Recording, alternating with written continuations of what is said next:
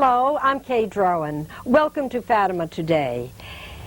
On October 13, 1917, Our Lady appeared at Fatima to a crowd of 70,000 people. They could not see her, but they did see certain phenomena.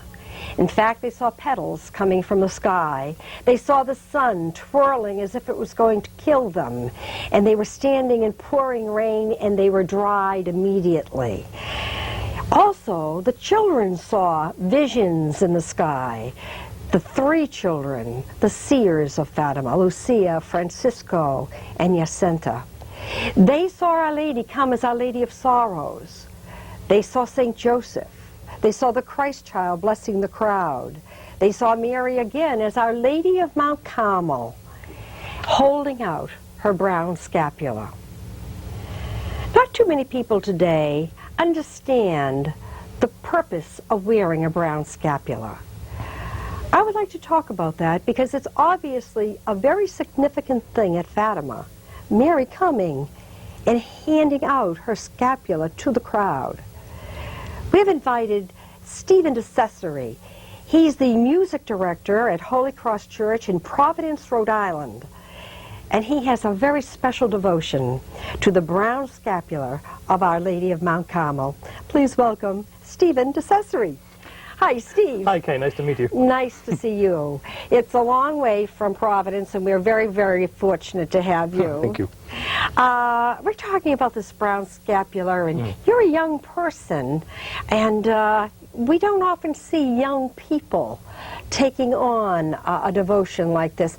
In fact, when I was very, very young, and when I made my first communion, we were all invested in the brown scapula. Everyone received a brown scapula. We were brought into it, meaning that you have to be enrolled. Right. I don't know if a lot of people know that. You have to be enrolled in the brown scapula. And that there are promises from Mary attached to wearing it, which she gave to St. Simon Stock, who, of course, was given the brown scapula to wear as a religious habit.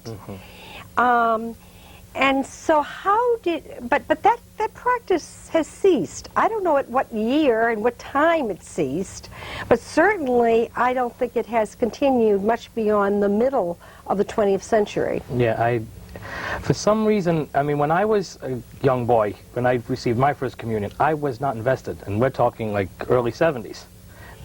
So who knows? Probably, you know, Vatican II, some stuff for some reason, it just stopped.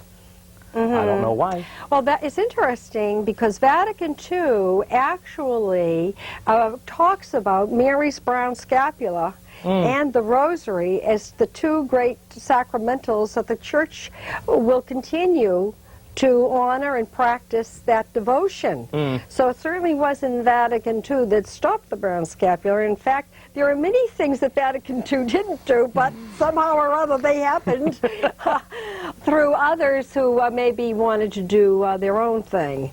But for some reason, these practices did fall by the wayside. Yeah, and I don't know why. I mean, Mary promised that whoever wears it shall not suffer eternal fire. Now, the one thing that maybe it could have happened was because a lot of the church today, for some reason, just does not talk about purgatory, does not talk about hell. Because now I know 40, 50 years ago, that's all they used to talk about, and that's why a lot of people didn't like going to church, because they think, well, why should I go to church? They're only damning me to hell anyway. Now, for the past 30 or so years, they've been doing the opposite. They've been doing this very whitewashed, very no meat in there. I mean, because you don't have any of a lot of devotions of the saints. You don't hear about that anymore, and about the scapula, and maybe because they just don't want to hear about it. And you know, this is one of the promises about Fatima, to wear it. I mean, it's not like it hurts you. I mean, well, it's interesting that you said and you brought up hell, because in July.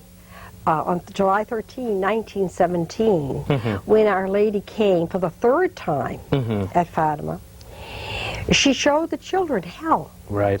And she said, this is where poor sinners go who have no one to pray for them. It was kind of interesting that that was the third time she came. By the sixth time she's coming, she's handing something she's handing a protection, a promise from the fires of hell. Right. And I think we should go into those promises a little more, because I don't think people realize the value of a sacramental. Well, see, the thing is, nowadays, because I finally got invested actually this January, because I didn't know much about the scapular, because first of all, wasn't handed to me at my first communion. So when my former bishop finally invested me in it, because I didn't realize it until the internet told me it was invested, because the internet has been telling me a lot of things lately that I didn't know about. They would just, it's talked about, the promises of, don't suffer eternal fire and all that other kind of stuff. And it just makes sense. Especially with the, because Fatima, has always been something deep within me anyway, because my grandmother, since I was young, it showed me like the Our Lady Fatima movie, and she always used to cry, especially at the end when the miracle happened and all that stuff. So it always had a special place in here, and I said, okay, it just makes sense to me. Well, that's right. As you and I both discussed before the show, nothing imperfect can go to heaven because of its imperfection, and there has to be a cleansing. Hell, of course, being an eternal cleansing is quite difficult for a lot of people to accept. But then if we're going to accept Jesus' mercy, we have to also accept his justice. Right. And because a lot of the thing for the Fatima message is that, she's kept saying, especially go to confession. And the thing about confession, I mean, I like it because it's like one heck of a burden is just released from you. Because the thing is, Anthony Mastrom is a very famous speaker. He said it better than anybody that I can think of. He said, in today's society, like, no one steals anymore. They just simply live something. No one commits adultery anymore. They just simply play a fool around. No one commits an abortion. They just terminate a pregnancy. He goes, this is a clever but dishonest way of candy coating the reality of sin.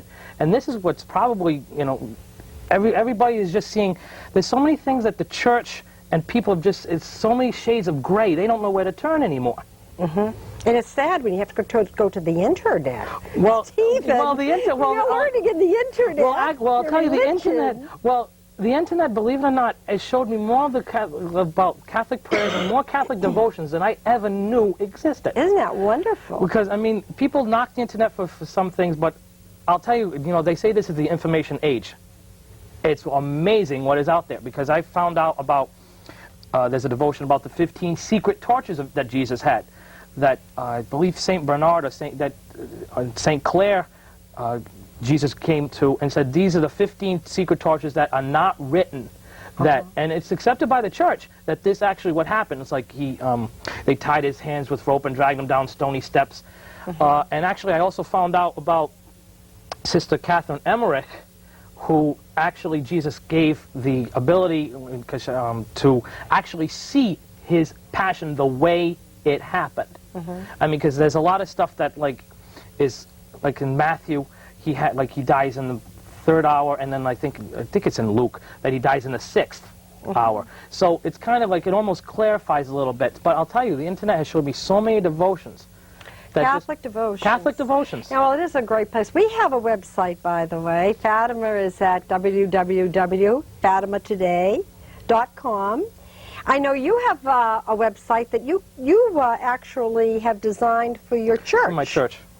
And the Holy Cross Church has its own website. I think it was the first church to have a website of its own. In Providence, the first Providence church.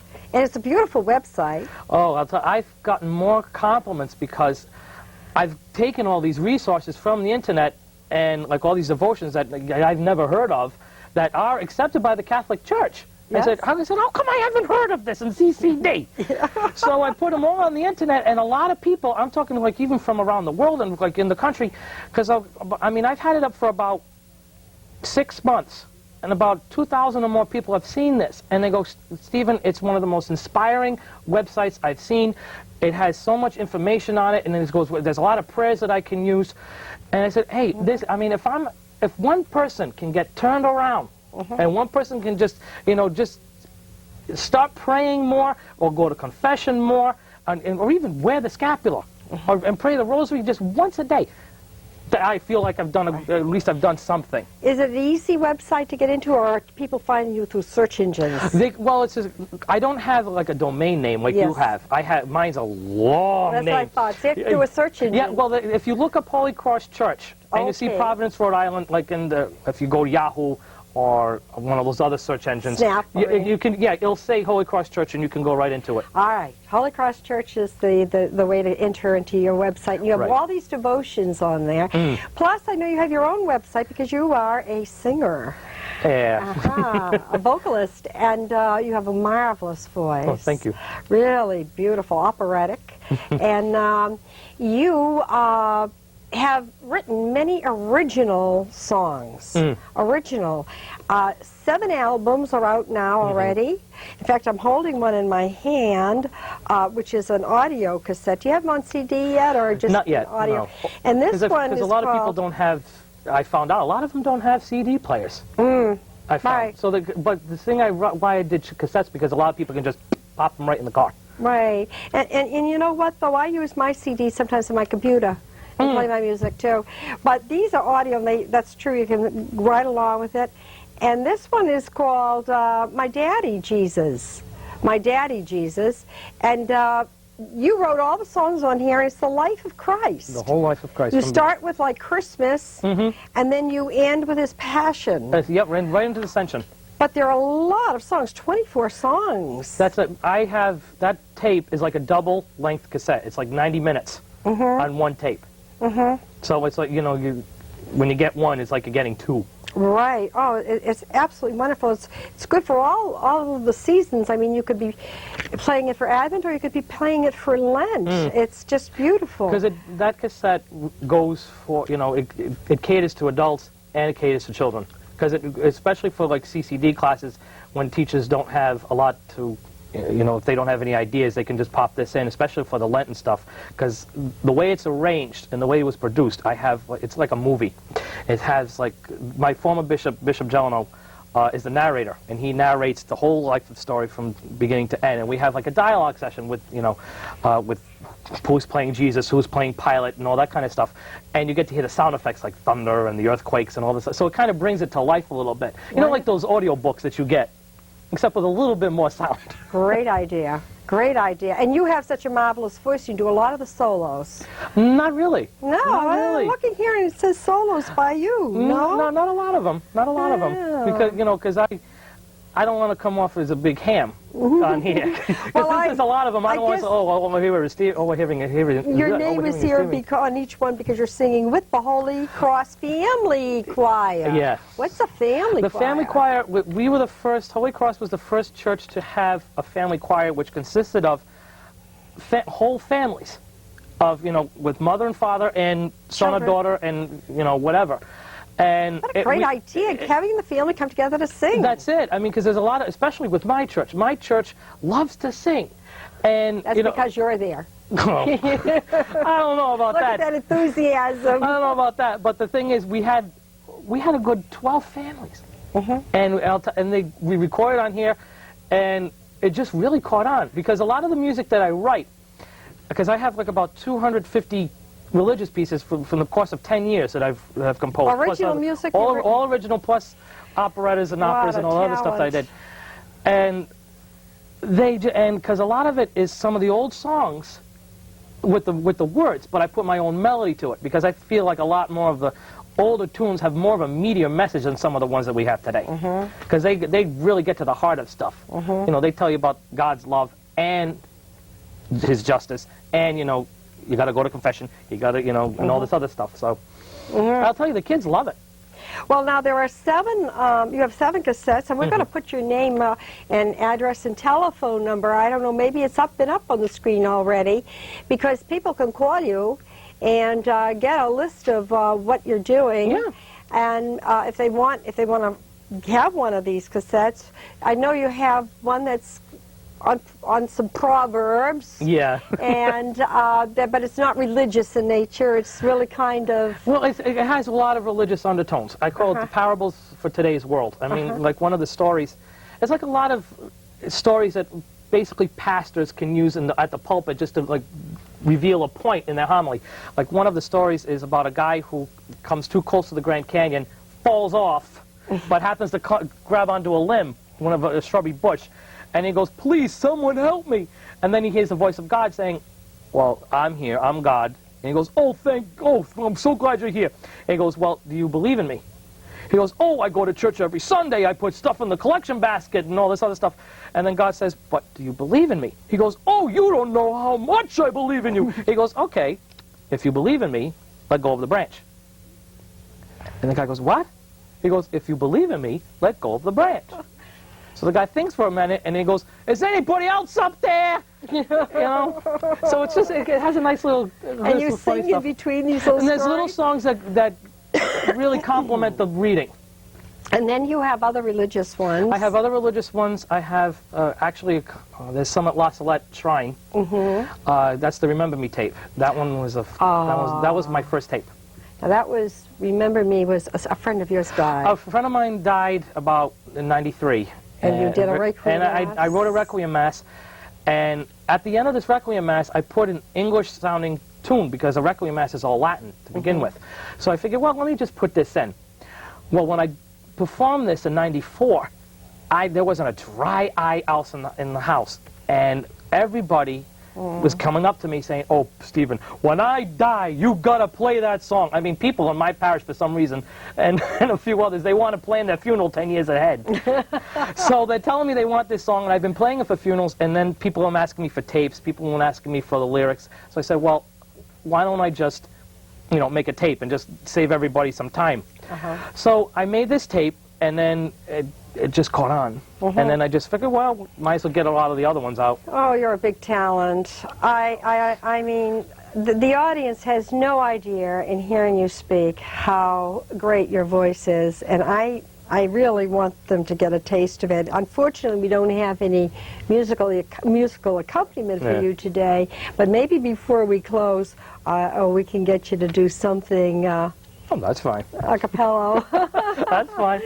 And but it's just wonderful what young people today out there are doing for the church. I mean, Stephen's life is church music, and his full-time job is doing the music for Holy Cross Church in Providence. But not only does he do that, but he extends himself out into these wonderful productions, like you did with the Bishop on the whole life of Christ.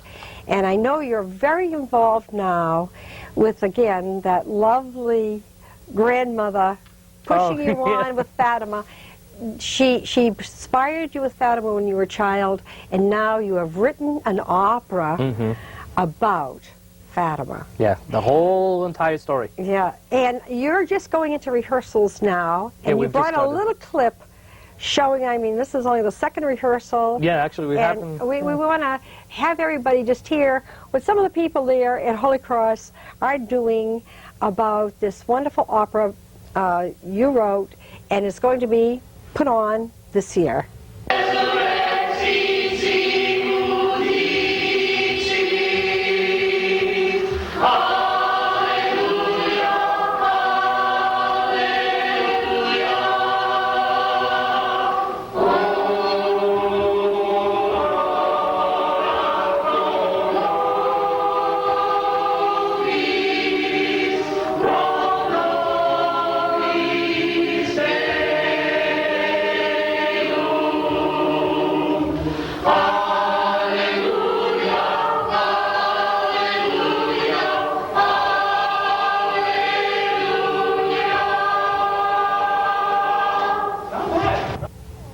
Well, that was a wonderful little rehearsal of Regina Caeli. Not bad for the second attempt. Not bad, You're no. starting months ahead getting them ready. Well, because I'm only rehearsing once a week. And, you know, because I'm only doing it in little snippets. Because for the next few weeks, we just do like a little portion of the opera, and then I'm going to record it in a recording studio to put it on tape and CD. So, you know, I figured, you know, just start early so I don't have to be in a big rush. Right. Now, tell me, what inspired you to do Fatima?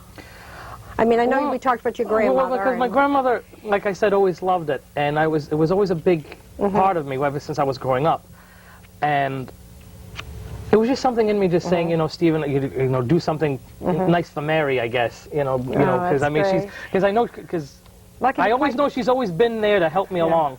She's always been that, you know, mother, like, get back into doing the right thing kind of thing.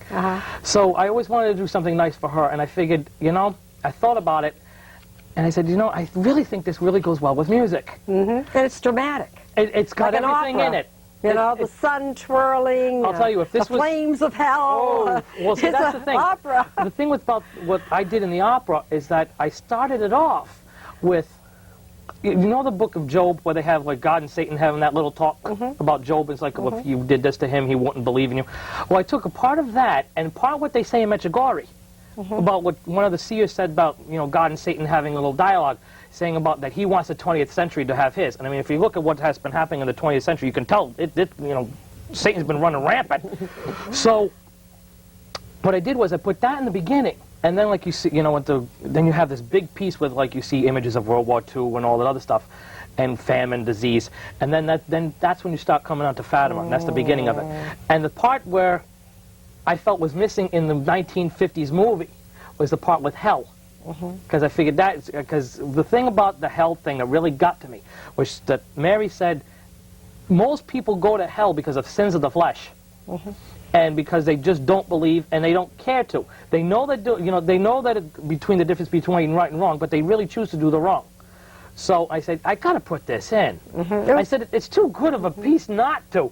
So I just put the hell sequence in there, and then, you know, I have a lot of the, you know, from the good, the bad, and then with the big sun rolling around. Oh, yeah. It'd be great to see how you do it and how you stage it. Anyone who's interested in the date of the production and might like to go to Providence, Rhode Island to see it should call you. Yeah. You know, and you can give them all the details and the nights of the performance. Well, actually, there's only one. There's only one. It's only one performance because it's since it's a world premiere. It's going to be in my church. It's only going to be upstairs, and it's going to be in a concertized version. There's no way I can afford to do the stage version with all, you know, because... Well, you're also going to have available, though, the videos will be... Yeah, the video... Because it so will be people can actually see it. Yeah, the videotape will be available after that night. The audio cassettes will be available for that night. People can have the exact, what they're going to be seeing and hearing, the entire thing. And it's going to be one heck of a night. We have people coming from as far as East Long Island, New York, to come and see this. Because I'll tell you, the power of the email, it's wonderful. Because there's so many people that I told about it, they go, well, give us more information. They want to come and see this. I said, good. I said, you know, it's good to see that, you know, there's just a spark out there. It's wonderful because it's getting this message of Fatima out in a new way, a brand new and unique way, and that's just great. You know, when we talked about the scapula earlier, and of course that protection of Our Lady, we want people to know that Fatima Today will send you a free brown scapular. If you're wondering where can I get a hold of one, you can write to us. Our address is at the end of the program. We would be happy to send you a free scapular or a free rosary. And Our Lady's promise was, anyone who dies clothed in my brown scapula, I will give them all the graces that they will need in order to die a happy death. And of course, happy means to have that opportunity to be with her son in paradise. So we promised everyone we're going to hear your wonderful voice, the voice that's on so many of your audio cassettes. And I think it'd be appropriate if you could do it. Sure, huh? To ask you to do the Ave Maria. No problem. Ave Maria, gratia plena, Maria, gratia plena,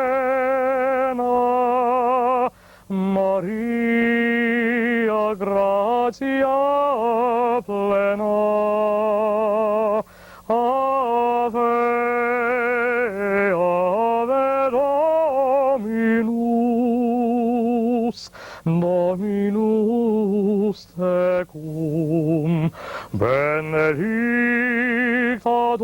in mulieribus et benedictus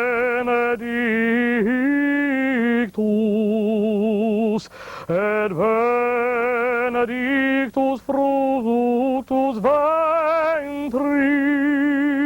ventris tui,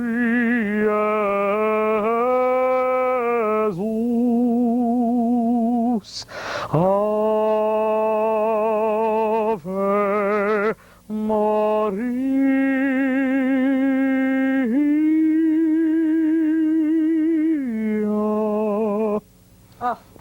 Oh, thank you very much, Stephen. Beautiful voice and very well trained. How long have you been singing? Hey, since I came out of the womb. My mother couldn't shut me up. No. No. Is music part of your family? I mean, Not at all. None of them can sing. How did you realize you could sing? Well, like I said, I've been singing since as long as I can remember. And the thing is, one day I just happened to have HBO on, and Mario Lanza and the Great Caruso happened to be on. I said, well, my grandparents and my father have always been talking to me about this Mario Lanza guy. I said, let me just see what the heck he sounds like, see how hot he is. I put up the volume. I was floored. I said, I want to sound like this. Mm-hmm. Because all I grew up with was what my mother's golden oldies and all those 1950 songs, and I just said, I couldn't stand it. Because a lot of the things that I was brought up on was Bugs Bunny and the classical tunes that were on the cartoons. And I knew I liked that, but I said, I can't stand that rock and roll stuff. Because, I mean, that 50 stuff, at least back then. Now I can have an appreciation for it, but I said, there's something more meaty that I'm missing, and Well, you certainly have come a long way, made it a career, and you're doing so much for the church, and we are so grateful. Thank you, Stephen. Well, thank you very much for having me. And good luck on your new opera, and I hope many in our audience contact you about your audio cassettes and your opera on Fatima.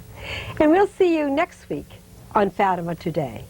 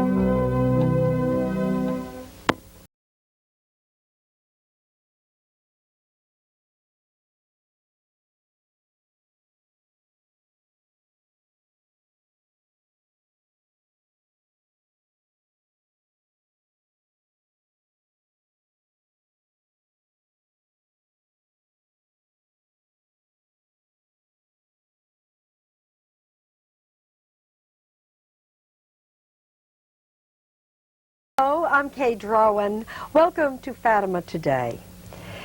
There have been many approved apparitions of Our Lady, and more so as we close the 20th century, we're hearing about Mary's visits to people throughout the world. Often, Our Lady is showing her tears. At Fatima, although she didn't cry, Jesus pointed to her heart and said, "Look at my mother's heart, so pierced because of the ingratitude of men." And so we know that Mary, in pleading before her Son, is pleading with her tears for our salvation. I want to discuss this Lady of Sorrows with a wonderful young man, Stephen DeCessory, from Providence, Rhode Island. Welcome, Stephen. Hi, nice to be back. It's great to have you back. If you caught Stephen on another Fatima show, you'll know that he is director of music at the Holy Cross Church in Providence, Rhode Island. It's his full-time job. He's given his life to the church and church music, and have done some wonderful things, including an opera on Our Lady of Fatima. And you're in rehearsals. I'm in rehearsals now. And anyone who wants to know anything about that that opera and when it's going to have its world premiere, It'll be in October 17th of this year. So they should get in touch with you. They can get in touch with are me. you going to have a video out on it? Yes, there will be a video that night taken with 2 cameras, so it'll be edited very nicely, and then there's going to be an audio cassette of it. So, you know, that night they can, they can either call me or whatever. They can put in their orders or whatever. It's great what you're doing. I mean, you've written so much original music, over 200 songs, I know, and all on audio tape. And well, we're getting there. Yeah, it's just great. You know, when I had an opportunity to meet you, it was over the internet. Yes, yes. And in fact, you got in touch with me and told me about your opera, and I know that you're getting a lot of good press on it. Yeah. And we started to talk, and you mentioned to me about a wonderful devotion that you're very close to. Very much. Actually, I stumbled onto it very accidentally on the internet. It's called A Rosary of Our Lady of Tears. It's not like a usual rosary. The rosary, actually, I got a rosary right here. It consists of, it's all white beads, and it's not like a usual rosary where it's got like a lot of the decades. It consisted of 7 strands of Hail Marys. I don't know if the audience can see this very well, but 7 strands of Hail Mary beads, and then 7 Our Father beads. And instead of a crucifix, it has a medal of Jesus on one side and Mary holding the Rosary of Our Lady of Tears. Because Mary came to the Sister Amalia in Brazil a little after World War I, and she said that this rosary will defeat the devil will be conquered with this rosary. And there's certain prayers that it's very short, it takes about 5 minutes to do. And it's very easy, and you get a lot of blessings from it, and I'll tell you, I'm one to say right now, it's been a great help to me so far. Now, the invocation on each bead was given to Sister Amalia by Jesus himself, correct? In honor of his mother. Right. He said, whatever you ask of through the tear, through my mother's tears, I will grant. He goes, I guarantee whatever you ask through my mother's tears, because and then when Mary ended up coming to Sister Amalia, he said, my son has given me this right to, whoever recites this chaplet, she will grant these particular graces. And then there's something that's even similar to this. It's the 7 sorrows of Mary, because it goes through, actually it's even a little longer, because that you can do Hail Marys and Our Fathers, not like the Rosary of Our Lady of Tears, which does different prayers. Right. Because it's like the first one is the prophecy of Simeon, second one is the agony in the garden, the third one is the loss of the child Jesus in the temple, the fourth one is the meeting of Jesus and Mary on the way of the cross, the fifth one is the crucifixion, the sixth one is the taking down of the body of Jesus from the cross, and then the burial of Jesus. And you can do all that on this, and it makes it a lot easier. Right, because you've got 7 sets of 7. Right. And so therefore you can do this 7 sorrows of Mary. And as you do a Hail Mary on each one of those 7 beads, you can be thinking of one of Our Lady's sorrows. And that's a great way to do it instead of using a regular rosary where, you have to always minus 3 beads. Right, yeah. This makes it convenient. Now, I've never seen this bead before. And there's only one place you can get it, and because of the internet, I ended up finding because this one particular website I asked where you can get it, and there's one place, and it's in Pasadena, Maryland, because they get these made. They're made in Germany, and then they're the only ones, at least that I know of or they know of, that make these beads. Right. So they can do 2 devotions on this, and like you said, Our Lady of Sorrows or the 7 Sorrows of Mary, or the Lady of Tears devotion. Now we're going to put up on the screen the address and telephone number where you can obtain one of these rosaries. Yes. I know that Our Lady called it a corona, her corona, and you can order one of these if you'd like, and directly from the place that, really puts out this devotion. And another thing is, they'll send you a little booklet, and it's the little prayers that you say on the beads for Our Lady of Tears, which Jesus gave to Sister Amalia in Brazil. And these prayers are very simple. It almost reminds me of the Mercy of God. Yeah, very much. Chaplets that you say, and it's very simple. Okay, now with this devotion, it took me a little bit of time to finally figure it out, but I figured it out. And what it says here, I figured I'd bring this along so some of your audience members, if they can get the prayers down, they can even do it without the beads. Because it says here, through this rosary, the devil will be subdued, and the power of hell will be destroyed. Prepare yourself for this great battle. And you can put on what Christian soldiers on in the background. So, on the medal, which was one of the biggest requirements that Mary said had to be with this rosary, and she said, instead of the creed, you say, crucified Jesus, we fall at your feet and offer you the tears of her who with deep compassionate love accompanied you in your sorrowful way of the cross. Grant, O good Master, that we take the heart the lessons which the tears of your most holy mother teach us, so that we may fulfill your holy will on earth, that we may be worthy to praise and exalt you in heaven for all eternity. Now, on these beads, you say, O Jesus, hear our prayers for the sake of your most holy mother's tears. And then on the Our Father beads, you say, where is it? O Jesus, look upon the tears of her who loved you most on earth and loved you most in heaven.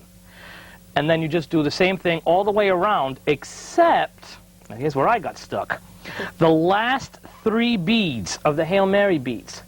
Instead of saying the O Jesus, hear our prayers for the sake of your most holy mother's tears, you have to say the O Jesus, look upon the tears of her who loved you most on earth and loves you most ardently in heaven. That's where I got confused, because I figured you had to do the other ones. And then on the medal, this last invocation is, O Mary, Mother of Love, Sorrow, and Mercy, we beg you to unite your prayers with ours, so that Jesus, your divine Son, to whom we turn, may hear our petitions in the name of your maternal tears, and may give us, in addition to the favors we ask, the crown of everlasting life. Amen. And that's it. The whole devotion takes about 5 minutes tops. And I think it's nice for our audience to find a new Marian devotion if they haven't heard of this one. Yeah. Because, I mean, this one just... Because a lot of the things that Mary have often said, and then Jesus has often said, is that a lot of sins has been committed against his most sacred heart. And then a lot of sins against Mary's Immaculate Heart. And Jesus wants a lot of reparation for that, because he's not too happy.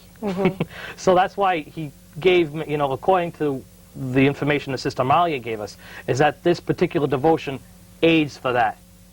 Right. I want to tell our audience that Sister Amalia, who lived in Brazil, was co-foundress of her order with the local bishop. And she suffered the stigmata. And that the local bishop, when he got this devotion, he gave it approbation, and it has spread throughout the world. Absolutely a wonderful devotion. Yeah, it's just, it really touches everything that, a lot of what Fatima has been even saying, because a lot of, just make up for what go to confession, wear the scapular, pray the rosary. I mean, this is just, it's a nice little addition to the rosary. I mean, the rosary takes about, 15 minutes to do? This takes an extra 5. I mean, you can do that before you, go to work in the morning. And then there's a lot of other nice little devotions that you can do. I mean, there's, I forgot, I'm not sure who it was, but they said, even just 3 Hail Marys in honor of the first one in honor of God the Father, the second one in honor of God the Son, and the third one in honor of God the Holy Spirit is a wonderful devotion, and that makes up for a lot of reparation. Well, at Fatima, many wonderful prayers were taught, too. The angel came to the children and taught them prayers of adoration before the Eucharist, taught them a prayer between the decades of the Rosary. That wonderful prayer, "Oh, my Jesus, forgive us our sins, save us from the fires of hell." bring all souls to heaven, especially those most in need of your mercy. So children today growing up haven't really been taught to commit a lot of prayers to memory. And sometimes it's nice to have some memorized prayers, because sometimes when you're in a fix and you can't think, it's those wonderful prayers that you memorized that you say from the heart as well. You know, you just repeat them automatically to God and to Our Lady. Yeah, because there's a lot of things, because I taught catechism for about a couple of years, and a lot of the kids today, either the families don't take them to church, or the kids just, you know, are just wrapped up in their own responsibilities that they have, and a lot of the prayers they don't know. And I'm talking, these are 7th graders, 8th graders, don't know the Our Father, the Hail Mary. The Act of Contrition. None of it. And so I used to just say, okay, a lot of what's in these books, the catechism, because this was my biggest argument, that a lot of things that are in the catechism books, these are geared to those kids that have a good foundation behind them. These books are not good for those that forgot everything, that don't go anywhere. You really need to go back to square one with a lot of these kids. And my thing is with the kids, you can't treat them like babies and you can't treat them like adults. So you got to try and just get them to really believe what they're doing, because a lot of the things that they said is that, oh, I can't stand doing the rosary or whatever. It's so boring. I said, well, you got to think of it this way. Yes, it is very repetitious. Probably because God wants to see if you can keep up with it. Keep it, that you're going to stay in there and fight and do everything. But, I said, you got to make it personal. I said, those prayers, Our Father, Hail Mary, yes, they are the foundation and everything. You need them. But I keep telling them, you also need to get a personal relationship with God, because just talk to Him like you would talk to your best friend. I said, because the first project I have them do, I said, write a letter to Jesus. Write a letter and tell Him whatever you want to say, like you're writing to like a pen pal, whatever. And it turns him around and said, he goes, I can pray like this? I said, God wants to know these things. I said, granted, He knows everything anyway. I said, but He'd like to hear from you. I mean, granted, there's someone told me, I think it's in Peter Schaeffer's Amadeus, is that they said that God, when He hears all the prayers, He doesn't hear talk. He hears them as music. And that kind of makes sense, because, when you hear a lot of people talking, it sounds like a big noise. But when you're hearing it, if you hear it as music, it just sounds a lot nicer. But the thing, but to hear, everybody saying Our Father, everyone saying Hail Mary, that's wonderful. But to hear that one special thing that comes right from your heart, whatever you come, right spontaneous like that, that's the chord that I think that He needs. That's right. That's right. Isn't it amazing, too, that so much of the devotion we're hearing about today to make reparation to Jesus is Marian devotion. She really, as our Holy Father has told us, as he wrote toward the 3rd millennium, she's the star. She's the one who's going to lead us into the next millennium. And so she tells us, not only does she tell us through Sister Amalia, in asking about her tears, she says, Jesus wants it this way. Jesus said, if you pray this, He will grant you whatever you want. Plus also other things that certain disasters will be averted.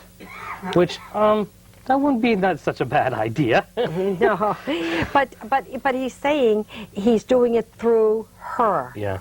And also at Fatima, Mary said to the children, peace, there will be a time of peace for the whole world, but Jesus wants to bring in this time of peace through my Immaculate Heart, through my reign. Right. And so this is definitely the age of Mary. Oh, yeah.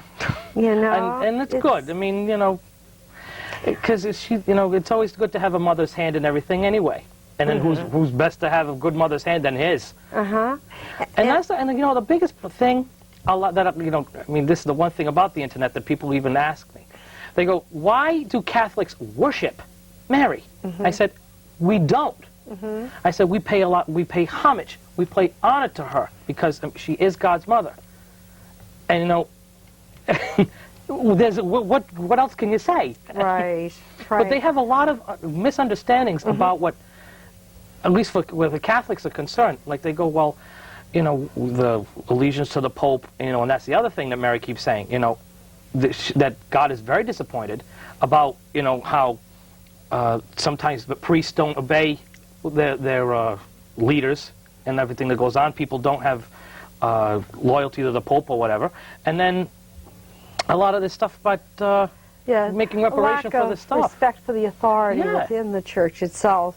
And at Fatima, little Jacinta did see the Holy Father with his head in his hands, weeping. And one of the prophecies of Fatima was the Holy Father will have much to suffer. Right. Much to suffer. And he has gone through this period, and we hope that things are nicely turning around. We've had this wonderful catechism of the Catholic Church now setting down all of the things that Catholics believe, and things are starting to come more into place after a turbulent time following Vatican II. Yeah, because there's a lot of because what I like to see more happen, which is starting to, is the Eucharistic adoration. Because a lot of the more and more we're seeing it. Yeah, because I mean a lot of the things that people really got to understand too is that Mary is the mother of the Eucharist. And a lot of people go, well, you know, well, how can you say that this is body and blood turning everything? I said, well, look at a lot of the Eucharistic miracles that have happened throughout the world. You got them in Italy, where there's a communion that's still bleeding. You got one that actually turned into a heart muscle. I mean, Mary has said, look, this is it. And then she, you know, keeps, they say, well, how is she immaculate? I said, well, she said it. At Lourdes, she said, I am the Immaculate Conception. Because a lot of people don't understand that at all. So somewhere along the line, people just got confused. Maybe because everything is just, you know, they don't know, you know, maybe it's because it just changed too fast. Maybe because a lot of practices were dropped, so they threw the baby out with the water. Because I mean, how often do you hear at the pulpit talk about saints and talk about purgatory, talk about, you know, the other, you know, not so pretty part of the religion, which, you know, you need both. Yeah. Because someone, I mean, a wise person told me, I mean, it was about music, but this kind of really wraps up with everything. You can't have a hand without the other fingers. So, you know, it just makes sense. Right. But I think that there's been a grassroots, a yearning for more spirituality. Yeah. And we, you know, the church, the Catholic Church, went through this period where they felt, well, everybody really knows the faith now. Let's just disseminate the message, and yet it got watered down a lot. And now generations are coming, and they're starving. And they like you, they're searching on internet to get religious information. Yeah, because they go, It's Stephen, crazy. like what? I mean, like they like go back to the saints again. They go, Stephen, what happened to Saint Christopher? What did you do wrong? And then what? Or Philomena, whoever else got dropped. They said, what'd they do?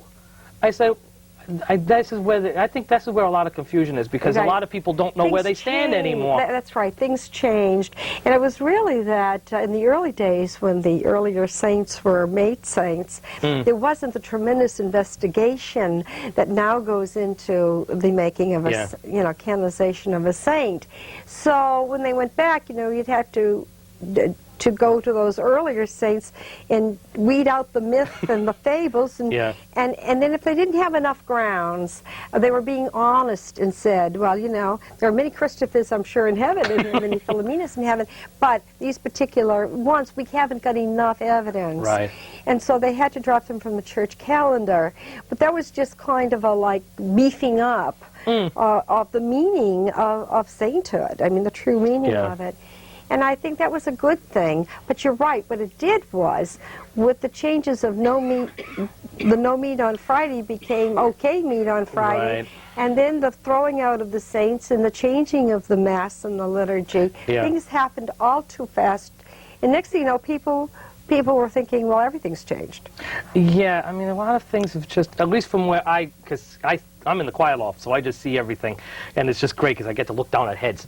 But the thing is, what bothers me is that a lot of people, they know the liturgy inside out, but they're going through the motions.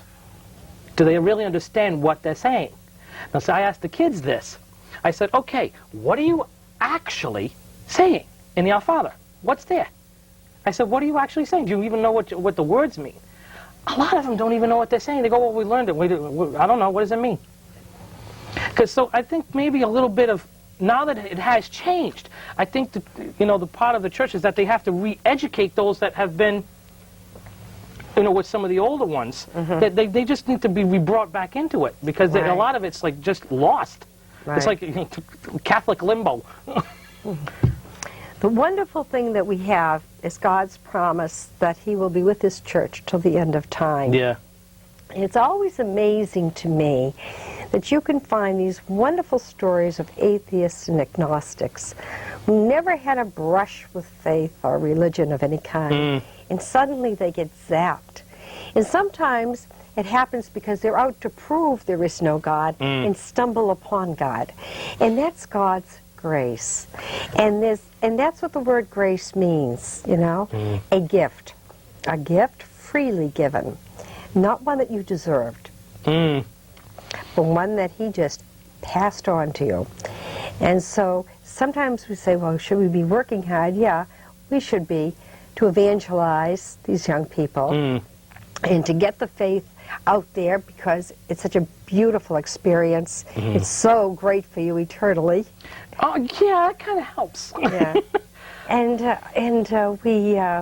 we have to do that, but there's also that great reliance that the Lord is with us, and He's with us for all our days, and He's going to call unto Himself all of us, and it's up to us to reject that call, which we can freely do, or if we feel the little tug, to go for it.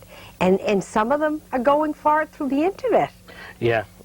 And it's like you said. I found out more stuff on that thing than I've ever done in CCD. That's wonderful. Well, it shows you that the Christianity is moving into the third millennium. Yeah.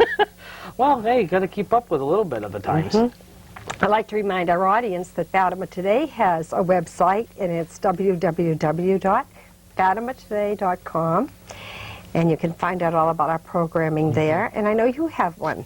Yes, you can. It's a long address, so I won't even try and recite it.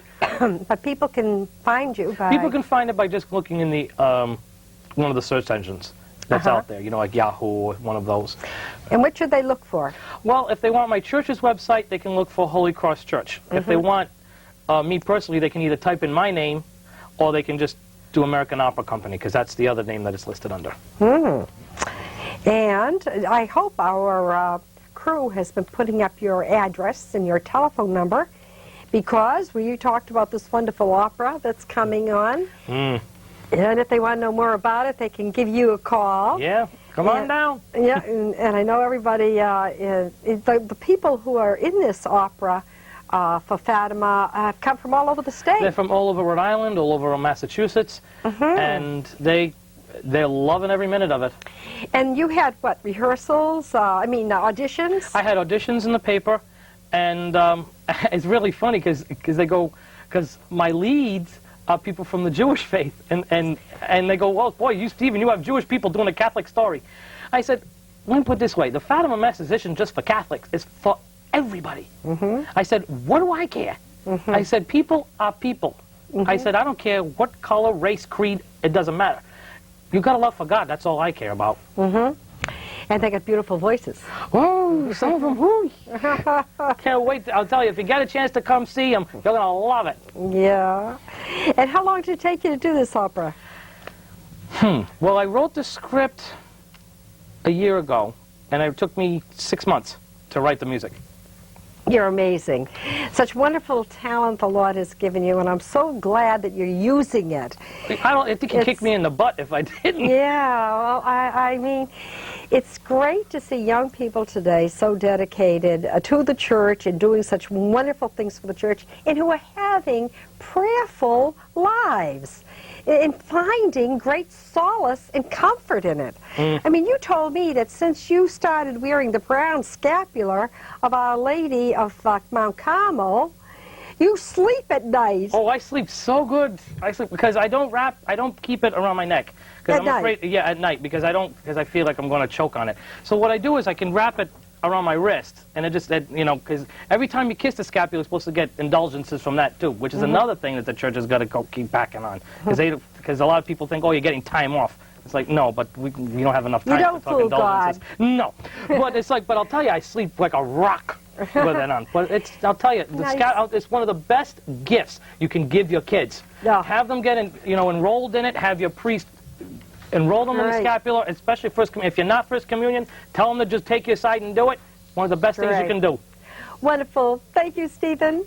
And this is Kay Drowan. If you want a scapula, write to Fatima Today. We'll see you next week.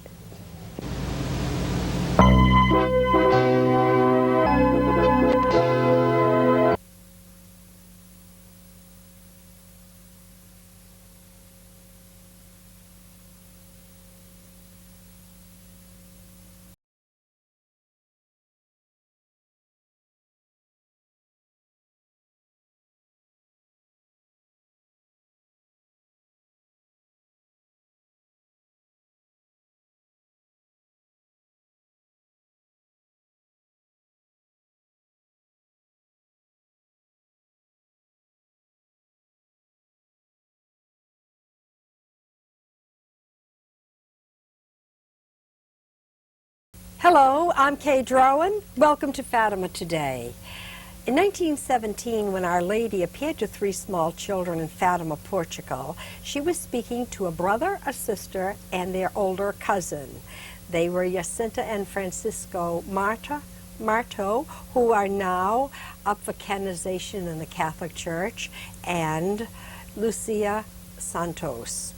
Lucia is still alive as we speak, and she wrote her memoirs at an early age in order to accurately record the events during the 6 visits of Our Lady to these children in the little village of Fatima.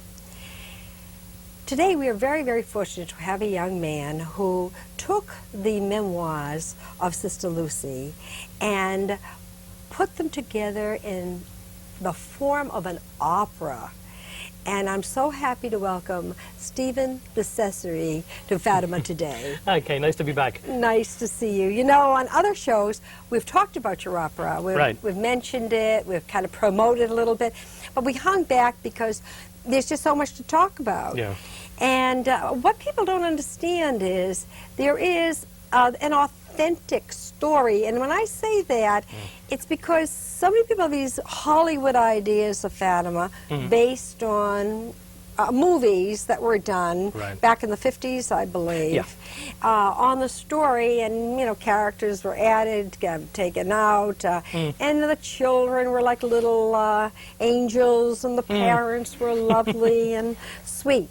But that wasn't the case, and your opera brings out the whole dynamic of what was going on, the push and the pull and the personalities, and you bring it out in music.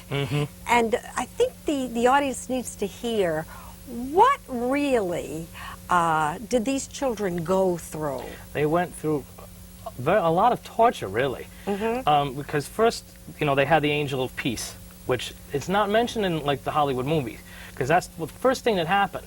Is that the angel came down and actually they gave Jacinta and Francisco communion, and they weren't supposed to have it yet. They didn't receive communion yet.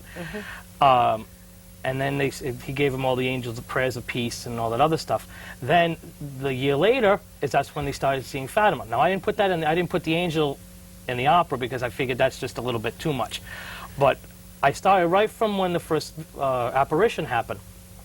And then after that apparition, what really happened, they really went through a lot of torture. Because, first of all, the families did not believe them whatsoever. I mean, a little bit more on Jacinta and Francisco's side, they did. But definitely not on Lucia's side. Lucia's mother was very strict, very stern, the truth was the most important thing to her. And she's actually quoted in saying is that if I had to defend the truth up against my children, my neighbor, or even myself, I would defend the truth first. I would take that first. And she put Lucia through hell. And then a lot of the things that they don't mention in the movie is that the kids actually put themselves through a lot of self-torture. I mean, they wore a harsh rope around their wrists. On their waist. And on their waist. And they ate grass. They gave their the lunches, whatever they had, to the poor. And they went without water. They did. And they really tortured themselves a lot. But then, you know, because Mary said, well, you don't have to wear the ropes at night. You can keep it, you know, God said you don't have to. Right, but they were making up their own little sacrifices for Jesus. Because because Mary's biggest thing was there's a lot, you know, first of all, you have to make reparation for sinners. Because there's a lot of sinners, because when she showed them hell in July, one of the things is that she showed snowflakes going down into hell. And she goes, these are how many people go into hell. Mostly because of sins of the flesh. And it scared the living daylights out of them so much that they kept trying to pray for hell. Because the thing about Jacinta, especially, because they're making a lot about her, because they have her, like, even performing little miracles herself, about, like, when there was a little boy lost, she was, like, praying in a cave, and that, like, she actually found the kid, and she was in a hospital bed, far away. When she was dying. When she was dying, so that she heard about this boy that was lost, and the boy said this little girl led her out and led him home, and she goes, and it was Jacinta, and it's like, no, she's in a hospital bed. Well, not meaning to digress too much, but when the church brought up Jacinta's body, exhumed it for inspection because she was up for beatification, they found the body to be intact. In other words, incorrupt. Right. So she, like a lot of great saints, her body didn't deteriorate. They said it was very unusual because they would put lime in the graves, which were supposed to speed up that kind of, a deterioration of the body, and yet she managed to come out very much like a little saint. And her brother Francisco, too, is being beatified, and the Sister Lucy, the oldest child, the one whose mother gave her such a hard time during the apparitions, is still living as we speak. Now, when it comes to a woman like Maria Rosa, to go back earlier, the biggest thing for her was to have Lucia tell the truth, because she just did not believe this child, even almost up until the end. Because, to go contrasting between the movie and what really happened, the movie kind of tended to her to be more, maternal, more like, do this for me, don't lie, and just tell the truth and let all this come out, and then you'll maybe only get a whacking. But the real story was she punished her, she whacked her, she brought her to all those interrogations with the priest, with, and all that other stuff, and she didn't care. Because actually, part of the memoir says that she was confronted with the crowd, saying, oh, well, your daughter's, if she were my daughter, I'd do this, if I daughter, I'd punish her with this. And she goes, you better watch out or your daughter's going to get killed. And she actually said, I don't care, as long as the truth comes out. I mean, this woman is really, talk about morals. She's got a scruple as a boulder. But, a lot of the stuff that the kids went through, now, there's no Ugo that's in the movie, there's no, good friend. The kids were really alone. They were really alone. And then, but the parts with the administrator, with the threatening to boil in oil and all this, that definitely happened. I don't know if the audience knows the whole story, but the government was very upset. The crowds were starting to come to this site, and of course religion was something that they were putting down in Portugal at the time. Yeah, because communism was on the rise, and they just thought his religion is poison. Right. And so they didn't want all of this, resurgence of faith. And they wanted to get rid of the children's, the whole site and take them away from where they were supposed to be at the time when Our Lady was to come in August. So they imprisoned them and threatened them one at a time, took them out and said, your cousin or your brother is being boiled in oil. So the other one would try to save themselves. The other one, yes, but they didn't do it. They just said, well, what do we care? We're going to go to heaven anyway. Because Mary promised us we're going to go to heaven. What do we care? But I'll tell you, those are 3 kids that they just held firm. And I'll tell you, that takes a lot of courage. Because, I mean, kids of today go, okay, you want to know? Fine. What do you want? I'll spill the beans. Yeah, no, they did go through a lot. And as a matter of fact, it was during the time when their cause was up for beatification that the church had to determine whether a child could actually have heroic virtue. Was a child capable of heroic virtue? And the answer was yes. When they looked at what these children had gone through and the amount of pressure put on them to back down was so severe, and also the great amount of virtue they had. You know, they were very strong, and in praying for others and making sacrifice for others.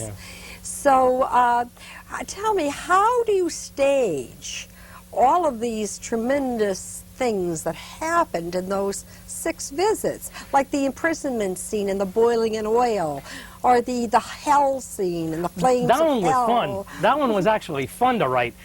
But when it comes to the whole drama as a whole, what Lucia put in her memoirs, I just took right from there. I mean, it's got everything in it. But when it comes to, like, for the jail scene, I mean, all they did was dance a fandango. So that's what I had them dance, a nice little fandango and all that other kind of thing.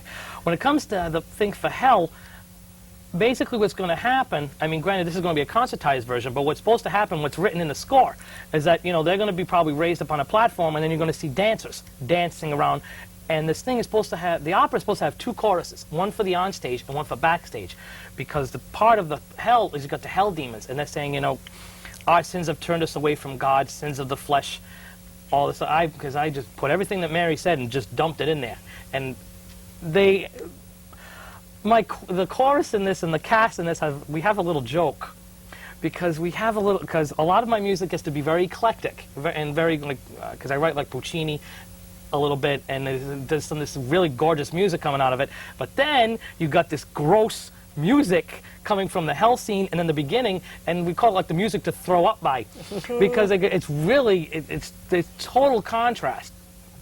But it really gives the whole message of what she's saying, of what Mary said. It's like look, this is the consequence of what men have been doing, and you really start to think now. You know how virtuous people were back then. What the heck must be going on now? I mean, what he must be thinking about now, what goes on? I'm surprised I'm telling you, I keep saying, it's a good thing I'm not God.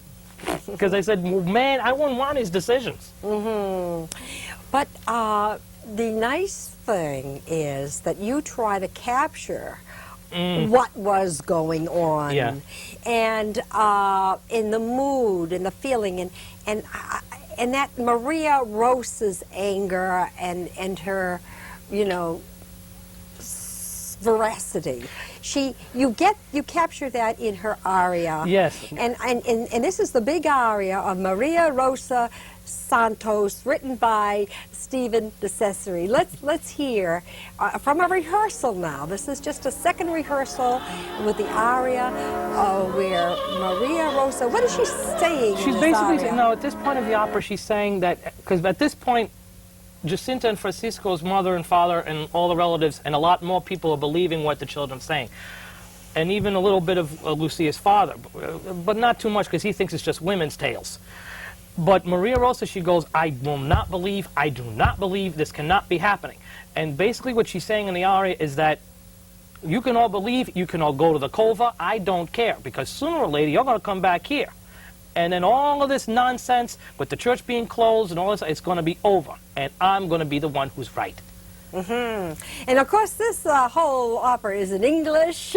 And let us now hear this wonderful aria of Maria Rosa Santos, sung by Shoshana Feinstein.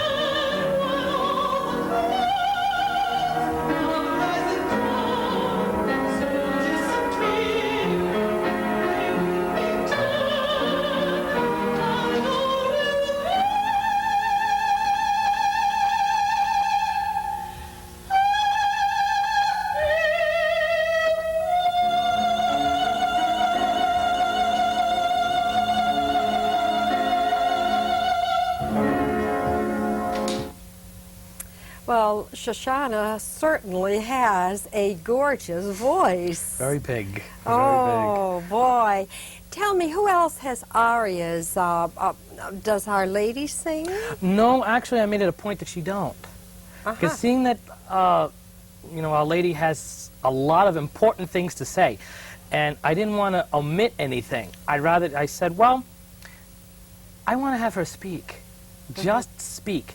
Because especially since there are 3 kids involved, this is about a 2-hour opera if you put it all together right. And I said, kids are not going to be able to sing for 2 straight hours. No way. So I said, well, since Mary has, you know, the poignant things to say, I said, like, she better not sing. I said, I'd rather have her speak. Plus, the good part of it is, the conductor who's going to be doing this gave me this idea. He said, Stephen, since the kids are the only one who saw Mary, why does she have to be seen? I said, that's true. Oh, you know what? That's a good idea. So people, and if they come to see the opera, they're not going to see the person who's Mary at all. And I figured that's kind of a nice idea. And, you know, even the parts of God and Satan, you don't see at all. But the other big aria is between the father, Manuel, the priest of the village. He has a big aria. Actually, his is a lot of fun. I had a lot of fun with that one because basically in his aria, he's going, well, you know, I became a priest because when I was young, I felt your calling. But now I don't know where you're talking, you know, where you're coming from. And plus, you know, since I've served you for all these years, why have you chosen children to see Mary and not me? Who is he speaking to? He's praying to God, really, because after he's seeing the administrator and the prior, they're kind of hounding them to say, well, make sure that there's no crowd there on the 13th. So he's praying to God, like, what are you doing to me? It's like, now I'm... Why me? Why are you confused? He goes, are you doing this to me? I don't think you're doing this to me. But then afterwards he said, well, I'm closing your church and all this other stuff. He said, now I know you're putting me to the test. I know this is you. So he's really battling between himself because no matter what he does, he feels that he's painting himself in a corner. Because if he believes the kids and he says it, then the government's going to be on his tail. But if he denounces these apparitions, then God's going to be them. So he's kind of like, he doesn't know where to turn. Right. But now, like at the very end of the first act, I have him going, well, now you forced me into a hand that I shouldn't even be playing. Because now you made me saying, well, I have to tell these people, don't believe in this. So now I'm going to lose you. Now he's going to lose God. Basically, yeah. So he's really at a crossroads in his life. I made him really he's really a tragic character in this. But at the end, he just sees that this is going to happen. Then there's like the administrator. They have that little thing. But there's really not much because it's a lot, it's a lot of chorus stuff. Of course. Because they're playing the parts of the angels, they're playing parts of the hell demons, they're playing, parts of villagers. So it's very interactive. Now you're going to have this videoed, right? Right. It's going to be videotaped that night. That night. So then that will be available to anyone who can't get to Providence, Rhode Island to see it. And I hope they're putting up your address and your telephone number. So anybody who wants to go to Providence and find out what the big night is. And now this will be this is not going to be a staged version of this. This will be a concertized version, because what we're going to which that means is we're going to have it narrated. Then with some of the script is going to be spoken by the actors, and then we're going to go right into the music, because words without action is very boring. So we're going to have the deacon of my parish is going to be being the narrator. because he has a nice, big, rich voice. So I kind of said, well, John, why don't you do this? He goes, oh, yeah, I'll be happy to do it. So he's going to do that, and then we're going to have like an 8-piece orchestra, 10-piece orchestra. We have a 35-person choir. Wow. How big is the Holy Cross Church in Providence, Rhode Island? It's a nice, medium-sized church. It's not that big at all. Are the acoustics great? The acoustics are wonderful, because the administrator of the parish just remodeled the altar. Looks gorgeous. Oh, I love that, because it has nice marble over there in the front, and plus, and then now it makes the sound even reverberate backward even better. But the church is it's a nice classical looking church that I think people they'll feel warm, and it's like family oriented over there. Well, it's certainly a big undertaking. Extremely. Not the first time. No, I've done. This is the 5th opera of mine that I've written. I've written 4 others, because one is actually, the first one I wrote was about, did you ever see that little Christmas ornament with the Santa Claus kneeling to the Christ child? No. There's a little ornament that you see the Santa Claus, he's kneeling to baby Jesus in the manger. So I figured, I wrote a story based on what happened before that point, of how Santa Claus became Santa. So it ended up being where, it's a religious thing where God says, okay, everything's ready for Christmas Eve, but I need one more thing. I need this guy to be my messenger of love and everything. But see, when I made Kris Kringle to be more of a, not so happy camper, because I said his son died, his wife is about to die because she's sick. He's a Job, huh? Yeah, very much. So, but then afterwards he gets a whole turnaround. The second one I wrote is the competition. That one's funny. That one's between 4 opera singers competing for one job to compete in England. Backfighting and all? Oh, a lot of opera stage backfighting. And the third one is called Rage of Love. That one's an Italian-American wedding gone bad. A rage of love. Rage of love, because it's just the worst wedding scenario you could possibly imagine.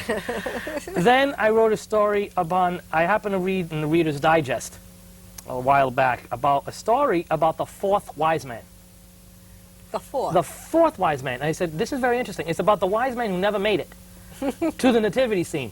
And his 33, actually they made I think Channel 10 made a TV movie of it years ago with Martin Sheen. And it's a beautiful story, because what happens is that he's got 3 jewels to give to the child. But he searches 33 years and try to find him, and then he ends up giving the jewels away. But at the end, he's at the crucifixion, and he says, well, maybe I can buy Jesus' life with this precious pearl. But he ends up giving it to this girl who's going to be sent off into slavery. And then once Christ dies, you have the earthquake and all that, because it ties in nicely. And then he gets hit in the head, and then he sees a vision of Jesus. And he goes, well, and Jesus says, well, thank you for all your gifts and all the other stuff. And then the Magi is going, but I've never seen you till just now. And he goes, but whoever you've served the least of my brethren, you've served them to me. And then he dies afterwards. And he goes, oh, he's accepting all my gifts. And then he dies. Yeah. I think it's just a beautiful story. I said, this is a really nice, it's a Christmas story, and it can be an Easter story, and it just ties in with everything else. And then the Our Lady of Fatima one is my 5th one. Yes, and not to mention your audio cassettes. The audio cassettes, and then... You've got many of those. 7. And 7 of those, and we mentioned those in another program. One is The Whole Life of Christ. You start with original music he wrote from his birth right to his death. That one's fun. That one's good for kids. A lot of songs. Oh yeah, that's what you said. Very good for children. It's very good for kids because a lot of audio effects. Yeah, there's a lot of sounds. It makes the Bible really come to life for them, at least with. Let me put it this way: it works with the right and the left brain, because you're having the right brain with whatever side it is for the logical side, hearing the story, and then you're tying it in with music that relates beautifully to what just happened. And it's a lot of the tapes people have written me through email and all this stuff with the internet. It's great. Then they said they got a lot out of it with their parishes, and they like to use the music. Actually, one of the songs from one of the other previous tapes just got published, and they go, Stephen, let's try and do more of your music. Well, I know on one of our shows we kind of surprised you and asked you to do a song. Okay. You want to do another one? All right. We have no music. That's okay. You think you could? Yeah, that's fine. What would you like to sing? Well, what are you in the mood for? Well, something maybe from one of your albums. One of the albums? All right. Well, I'll sing you the Remember Me one that I think I told you in a couple of shows about. Oh, yes. This one is the one that, when my friend died, this one just everybody wanted to request, and it just seemed to fit. And it just, I'll tell you, when we did the Requiem Mass, I couldn't even see the piano. I said, let me just get through this. Please let me get through this. So I'll do that one for you. Oh, that's great. All right, let's see. Remember me, don't say goodbye. Push back the tears and dry your eyes. Remember all the times we've shared, those good and bad, our memories. I will be there in the sunrise, and in music you will hear me. Promise me that you'll remember from New Year's Day through December. Remember me when days are long. Remember me when you're not strong. I know that I will miss you all. You had a place within my heart. Remember me, remember me, remember me. What a wonderful tribute to your friend. I can imagine there was no dry eyes. I'll tell you, between that and the Ave Maria that I wrote, because you know The Sound of Music, how the nuns sing? I had it because I love the voices of women. I think they're the most gorgeous things on earth, is just to hear the voices of women. And I wrote an Ave Maria just with them, with a 4-part women's chorus, and then with a soprano coming in at the top. And nobody was dry. I said, because I'll tell you, the best compliment anybody can give me for the music is to see that. Is I want to see people, it touches here. When I see that, I said, okay, I've done my job. I've done it right. Wow, it's amazing how quickly you write music too. It just comes to you. You're so inspired. I'll tell you, it feels like I'm God's secretary. I feel like he's just putting it down, and I'm going, okay, there's another one, here's another one. I literally have to keep a tape recorder by my bed and in the car, just because, I mean, when I worked for a particular supermarket, I literally had to hum tunes that I had in my head for over 4 hours, just so I wouldn't lose it. I said, I can't forget this. Especially one time I was doing a wedding, my friend of mine was getting married. I said, oh, this would be good. If I lose this, she's going to kill me. So I got to have tape recorders around me now. Yeah, but it's fun. I have a lot of fun writing. Well, I'm not surprised this happens to you because you're so prolific in your writing. It's really great. And I appreciate your coming all the way from Rhode Island to be with us. I'm glad to be here. To share the wonderful story of Our Lady of Fatima in a whole new way for everybody. And also, what a wonderful experience it's going to be for everyone to see it put down in music, you know? So if anybody wants that video, if you can't get a Rhode Island, why just call Stephen. Call me, I'll let you know where you can get it. That's right. And if they want to go to Rhode Island, too, I understand you've got busloads going. I got the farthest so far, people have emailed me from East Long Island, New York, and that's where they're coming from. So, and there's some even people that wrote from Delaware. And they said, well, we don't know where you are, but we'll make we've never been there, but we'd like to see. Oh, that's great. Okay, Stephen, best of luck to you. Yeah, thank you very much. And I hope all of you will join us next week on Fatima Today.